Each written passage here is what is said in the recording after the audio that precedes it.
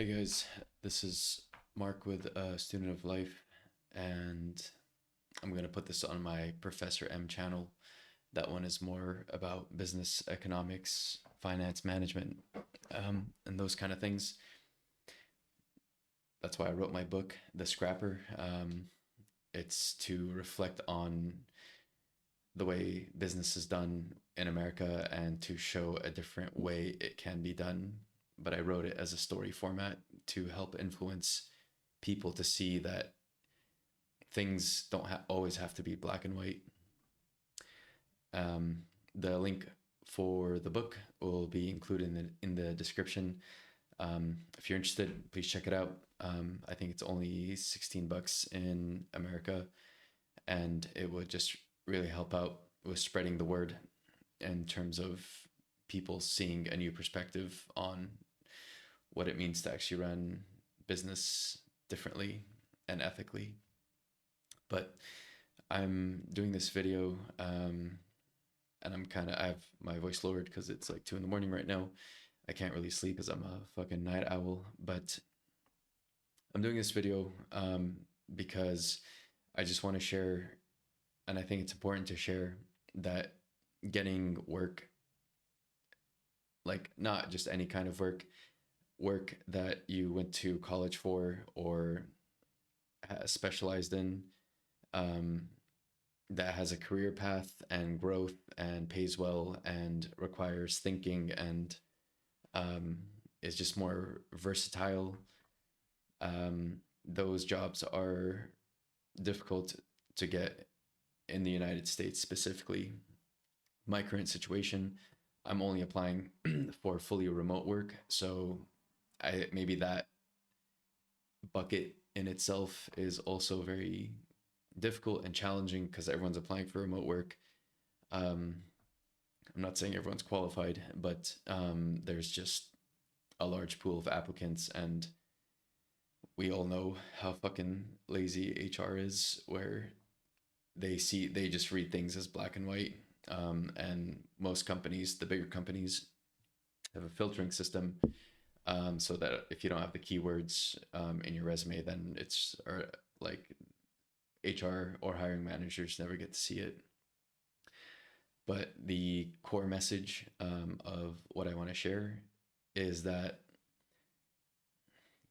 because I made a video about AI for Professor M, basically saying to stop worrying about it.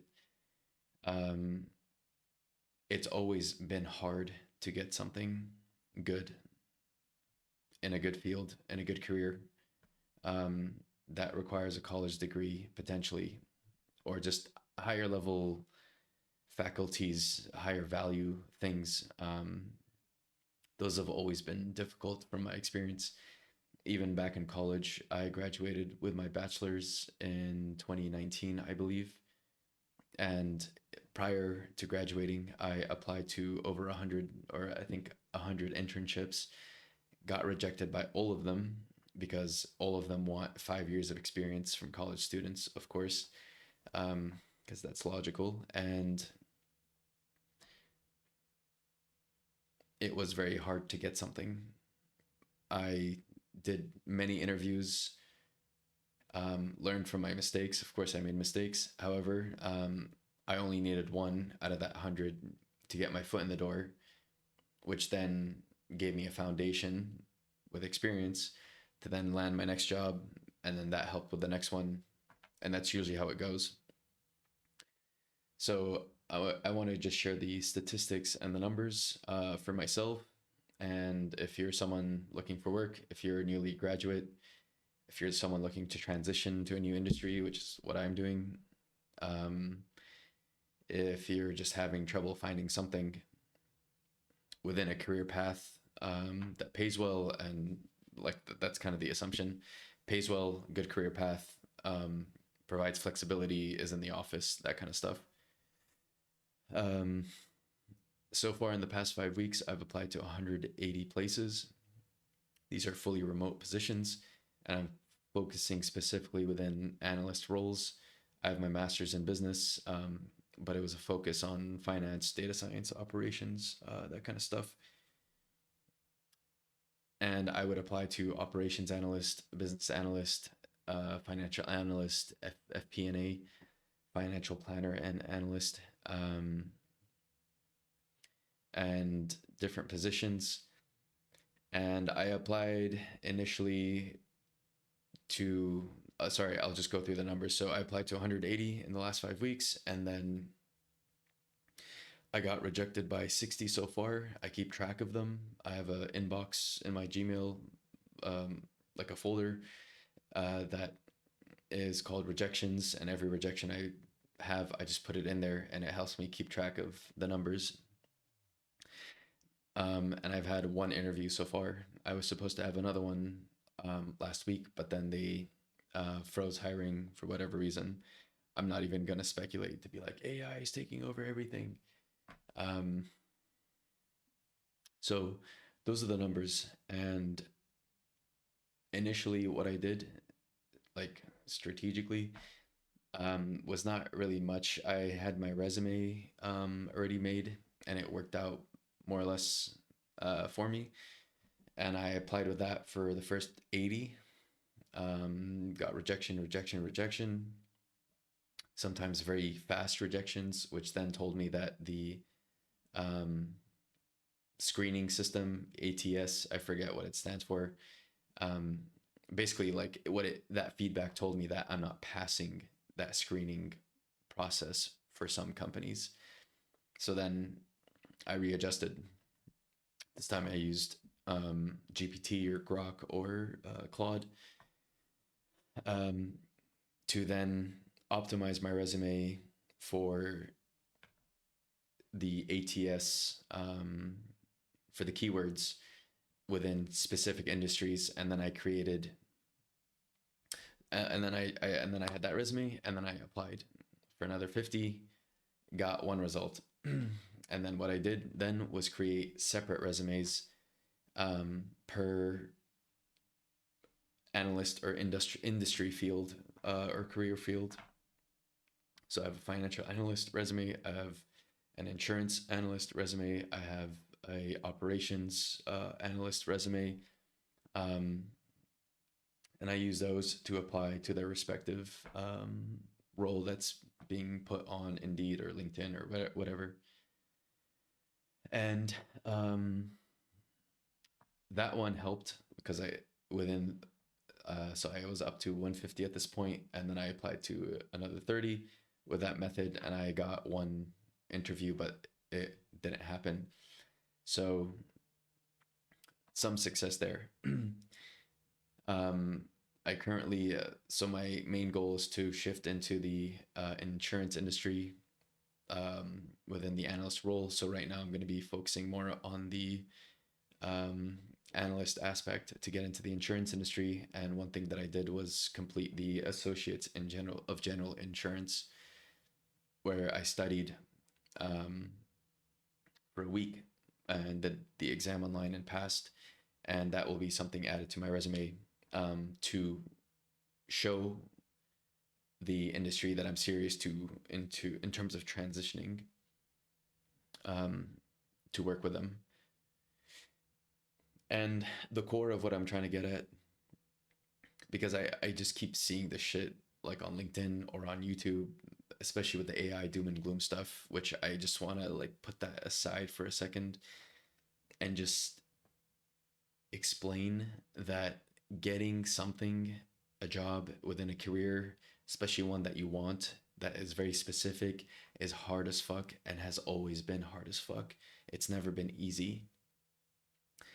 Sure, it gets easier over time if you've been within the industry, but if you want to transition, like I'm 32, I have my master's, and that doesn't mean shit.